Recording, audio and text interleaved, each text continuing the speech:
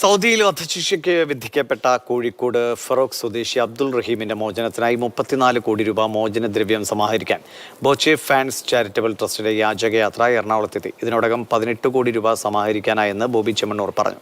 16 കോടി രൂപ കൂടി കണ്ടെത്തണം. ശേഷിക്കുന്ന തുക പെട്ടെന്ന് കണ്ടെത്താൻ Boche tea lucky draw ticket challenge തിങ്കളാഴ്ച നടത്തും. ബോച്ചെ ടി വിറ്റ് കിട്ടുന്ന മുഴുവൻ തുകയും മുതലടക്കം അബ്ദുൾ റഹീമിനായി നൽകുമെന്ന് ബോബി ചെമ്മണ്ണൂർ അറിയിച്ചു.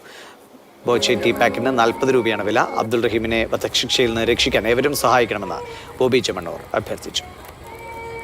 സൗദി ജയിലിൽ കഴിയുന്ന നിരപരാധിയായ അബ്ദുൾ റഹീം, അദ്ദേഹത്തെ ഈ 16-ാം തീയതിയാണ് തൂക്കിക്കൊല്ലാൻ വിധിച്ചിട്ടുള്ളത്. അപ്പം അതിൻ്റെ മോചനദ്രവ്യത്തിനായി 34 കോടി രൂപ വേണം.